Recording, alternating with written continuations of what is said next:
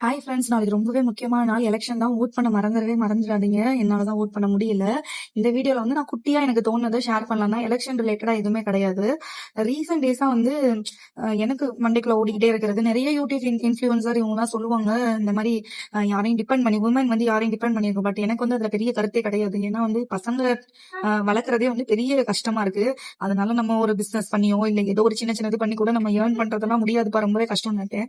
ஆனா ரீசென்ட் டேஸ்ல எனக்கு வந்து சீரியஸா எனக்கு தோணுது, அட்லீஸ்ட் ஏதாவது ஒரு ஒரு குட்டிய ஒரு அமௌண்ட் வர அளவுக்காவது நம்ம ஏதாவது ஏர்ன் பண்ணணும் போல. ஏன்னா ஒரு சின்ன சின்ன விஷயத்துக்கு கூட நம்ம எல்லாரையும் யாரையோ டிபெண்ட் பண்ணியிருக்கோம். நம்ம ஹஸ்பண்டோ, நம்ம அம்மாவோ, அப்பாவோ யாரையோ டிபெண்ட் பண்ணி இருக்கோமோ அப்படின்ற மாதிரி ரீசெண்டா எனக்கு ரொம்பவே கில்ட் ஆகுற மாதிரி இருக்கு. ஏன்னா நம்ம எங்கேயோ போகணும்னு நினைக்கிறோம். நம்ம ஒரு கேக்குறோம், நோ அப்படின்னா அதை நம்ம அக்செப்ட் பண்ணிட்டு ஓகே அப்படின்ட்டு போக வேண்டியதா இருக்கு. ஏன் நம்ம வந்து ஆப்போசிட்ல இருக்க பர்சன் கிட்ட வந்து நம்ம சொன்னா அக்செப்ட் பண்ணிப்பாங்களான்னு தெரியல. அதுக்கு மெயின் காரணம் வந்து நம்ம எதிர்பார்த்து இருக்கிறது தானோ அப்படின்ற மாதிரி எனக்கு ரொம்பவே கில்ட்டா ஃபீல் ஆகுது. உங்க யாருக்காவது அந்த மாதிரி ஃபீல் ஆச்சுன்னா கமெண்ட் பண்ண மறந்துடாதீங்க.